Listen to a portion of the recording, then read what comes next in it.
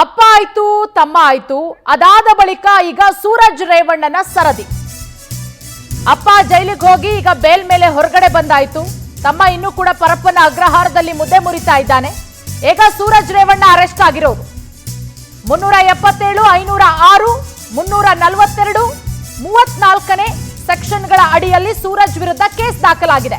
ನೋಡಿ, 377 ಏನ್ ಹೇಳುತ್ತೆ? ಅಸಹಜ ಲೈಂಗಿಕ ದೌರ್ಜನ್ಯದ ಆರೋಪ.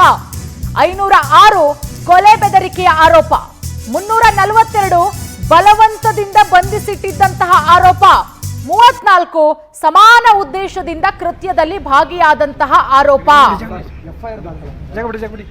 ಈ ಬಗ್ಗೆ ನಮ್ಮ ಜೊತೆ ಮಾತನಾಡೋದಕ್ಕೆ ವಕೀಲರಾದಂತಹ ಎಲ್ ಶಂಕರಪ್ಪ ಅವರಿದ್ದಾರೆ. ಮಾತನಾಡಿಸ್ತಾ ಹೋಗೋಣ. ಸರ್ ನಮಸ್ತೆ. ಸರ್ ನಮಸ್ತೆ ಮ್ಯಾಮ್. ಸರ್, ಈಗ ಸೂರಜ್ ರೇವಣ್ಣ ಅರೆಸ್ಟ್ ಆಗಿದ್ದಾರೆ.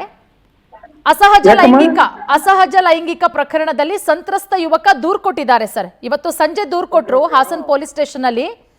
ಹಾಗಾಗಿ ಸೂರಜ್ ರೇವಣ್ಣನನ್ನ ಅರೆಸ್ಟ್ ಮಾಡಿ ವಿಚಾರಣೆಗೆ ಒಳಪಡಿಸಿರೋದು. ಮೊದಲಿಗೆ ಈ ಕೇಸ್ ಬಗ್ಗೆ ಸರ್ ಏನ್ ಹೇಳ್ತೀರಾ? ಅಸಹಜ ಲೈಂಗಿಕ ದೌರ್ಜನ್ಯ ಇಸ್ ನಾಟ್ ಅನ್ ಅಫೆನ್ಸ್ ಅಮ್ಮ. ಆತ ಆ ಸಂತ್ರಸ್ತ ಯುವಕ ಏನ್ ಹೇಳಿದಾನೆ ಅಂದ್ರೆ ಸರ್, FIR ಅಲ್ಲಿ ನನಗೆ ಒಪ್ಪಿಗೆ ಇರಲಿಲ್ಲ, ಬಲವಂತದಿಂದ ನನ್ನನ್ನು ಕೂಡ ಹಾಕಿ ನನ್ನ ಮೇಲೆ ಲೈಂಗಿಕ ದೌರ್ಜನ್ಯ ಎಸಗೋದಕ್ಕೆ ಪ್ರಯತ್ನ ಮಾಡಿದ್ರು. ನಾನು ಎಷ್ಟೇ ಬೇಡ ಬೇಡ ಅಂತ ಹೇಳಿದ್ರು ಕೂಡ ಬಲಾತ್ಕಾರ ಮಾಡೋದಕ್ಕೆ ಪ್ರಯತ್ನ ಪಟ್ರು. ಈಗ ಸಹಜ ಲೈಂಗಿಕ ದೌರ್ಜನ್ಯ ಸುಪ್ರೀಂ ಕೋರ್ಟ್ ಅಲ್ಲಿ ಇವಾಗ ಖುಷ್ಬು ಕೇಸಲ್ಲಿ ಇದ್ದಾರೆ. ಅವ್ರ ಇಷ್ಟ ಅಂತ ಮಾಡಿದ್ರು. ಈಗ ಗೌರಿಶಂಕರ ಸ್ವಾಮೀಜಿ ಕೇಸ್ ಇದೆಯಲ್ಲ, ನೀವು ಗಮನಿಸಿರ್ಬೋದು. ಗೌರಿಶಂಕರ ಸ್ವಾಮೀಜಿ ಕೇಸ್ ಇದೇ ತರ ಆಗಿದ್ದು. ಹಾ ಸರ್. ಅದಾದ ನಂತರ ಡೆವಲಪ್ಮೆಂಟ್ ಏನಿದೆ, ಅಸಹಜ ಪ್ರಕ್ರಿಯೆ ಅಂತ ಮಾಡಿದ್ರು. ಬಟ್ ಇವರೇನು ಅವರು ಮನಸ್ಸಿಗೆ ವಿರುದ್ಧವಾಗಿ ಏನಾದ್ರು ಮಾಡಿದಂತ ಸಂದರ್ಭದಲ್ಲಿ ಅಫೆನ್ಸ್ ಅಂತ ಬಿಟ್ಟು ಕನ್ಸಿಡರ್ ಮಾಡ್ಬೇಕು ಅಂತಿದೆ. ಹೌದು ಹೌದು. ಬಟ್ ಅದು ಇವಾಗ ಯಾರು ನಡೆದಿರೋದು ಯಾವಾಗ, ಇವಾಗ ಕಂಪ್ಲೇಂಟ್ ಕೊಟ್ಟಿರೋದು ಯಾವಾಗಮ್ಮ? ಸರ್, ಇವತ್ತು ಈ ಘಟನೆ ಆಗಿರೋದು ಭಾನುವಾರ. ಈ ಘಟನೆ ಆಗಿರೋದು 16ನೇ ತಾರೀಕಿಗೆ. ಆ ಸಂತ್ರಸ್ತ ಯುವಕ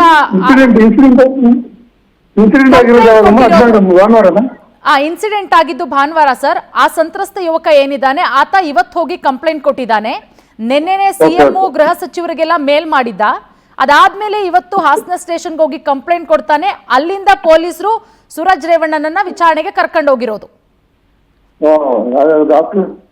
ಆಫ್ಟರ್ ದಟ್ ಕಂಪ್ಲೇಂಟ್ ಮೋಸ್ಟ್ಲಿ ಅದು delay in lodging the complaint ಅಂತ ಇಶ್ಯೂ ಬರ್ತದೆ. ಯಾಕಂದ್ರೆ ಇಮಿಡಿಯೇಟ್ ಆಗಿ ಪೊಲೀಸರಿಗೆ ಇನ್ಫಾರ್ಮೇಶನ್ ಕೊಡಬೇಕು. ನಾಟ್ ಇವರಿಗೆ ಯಾವುದೇ ಕಂಪ್ಲೇಂಟ್ ಕೊಟ್ಟರು ಸೆಕ್ಷನ್ 377 ಸರ್, ಸೆಕ್ಷನ್ 370 ಯಾವುದೇ ಒಂದು ನಿಮ್ಮ ಕಂಪ್ಲೇಂಟ್ ಅನ್ನ ನೀವು ಕೊಡ್ಬೇಕಂದ್ರೆ the first information to be provided to the station house officer under section 154 of CRPC ಅಡಿಯಲ್ಲಿ ಪ್ರಥಮ ವರ್ತಮಾನ ಮಾಹಿತಿಯನ್ನ ರೈಟಿಂಗ್ ಅಲ್ಲಿ ಕೊಡಬಹುದು ಅಥವಾ ಫೋನ್ ಮುಖಾಂತರ ಸಂಬಂಧಪಟ್ಟಿರ್ತಕ್ಕಂಥ ಪೊಲೀಸ್ ಠಾಣೆಯ ಸ್ಟೇಷನ್ ಹೌಸ್ ಆಫೀಸರ್ಗೆ ತಲುಪಿಸಬೇಕು. ಮುಖ್ಯಮಂತ್ರಿಗಳಿಗಾಗ್ಲಿ ಅಥವಾ ಪ್ರಧಾನಮಂತ್ರಿಗಾಗ್ಲಿ ಇನ್ನೊಬ್ಬರಿಗೆ ತಲುಪಿಸಿ ಬರೋದಿಲ್ಲ. ಅಥವಾ ಆ ತರ ಗಮನಕ್ಕೆ ಬಂದಂತ ಸಂದರ್ಭದಲ್ಲಿ ಆಕ್ಷನ್ ಅವ್ರ ಗಮನಕ್ಕೆ ಬಂದಂತ ಸಂದರ್ಭದಲ್ಲಿ ಸುಮಾರು ಪೊಲೀಸ್ ಅವರು ರಿಜಿಸ್ಟರ್ ಮಾಡ್ಕೋಬಹುದು. ಸೊ ಅದು ಈ ಕೇಸಲ್ಲಿ ಆ ತರ ನಡೆದಿಲ್ಲ. ಯಾಕಂದ್ರೆ ಇಮಿಡಿಯೇಟ್ ಆಗಿ ಕಂಪ್ಲೇಂಟ್ ಮಾಡಿಲ್ಲ. ಯಾಕಂದ್ರೆ ಭಾನುವಾರ ನಡೆದ್ರೆ ಭಾನುವಾರ ಕಂಪ್ಲೇಂಟ್ ಕೊಡಬೇಕು, ಸೋಮವಾರ ಮಂಗಳವಾರ ಹಿಂಗ್ ಕಡ್ಬೋದಾಯ್ತು. ಅವ್ರು ಕೊಡೋದ್ರಿಂದ ಇದಕ್ಕೆ ಕಾಗ್ನಿಷನ್ಸ್ ತಗೊಳಕ್ಕಾಗಲ್ಲ. ಬಟ್ ಅವರು FIR ರಿಜಿಸ್ಟರ್ಡ್ ಅಲ್ಲ ಈಗ. ಅಲ್ಲ, ಅಷ್ಟರಲ್ಲಿ ಒಂದಷ್ಟು ಜೀವ ಬೆದರಿಕೆಗಳನ್ನ ಹಾಕಿದ್ದಾನೆ ಸರ್. ಕೊಲೆ ಮಾಡಿಸ್ಬಿಡ್ತೀವಿ ಹಾಗೆ ಹೀಗೆ ಆಕ್ಷನ್ ತಗೋಬಹುದು. ಜೀವ ಬೆದರಿಕೆ ಆಗಿರೋದಕ್ಕೆ ಅಲ್ಲ, 506 ಕೂಡ ಆಗಿದೆ ಈಗ. ಕೊಲೆ ಬೆದರಿಕೆ ಆರೋಪ. ಹೌದು ಹೌದು ಸರ್. 506 ಹಾಕಿದಾರ. ಹೌದು ಹೌದು ಹೌದು. 506 ಈಗ ಬೇರೇಬಲ್ ಅಫೆನ್ಸ್ ಇರ್ತದೆ. ಬಟ್ 376 ಈಗ ನಾನ್ ಬೇರೇಬಲ್, ಅದು ಅಫೆನ್ಸ್ ಕನ್ಸಿಸ್ಟ್ ಆಗೋದಿಲ್ಲ.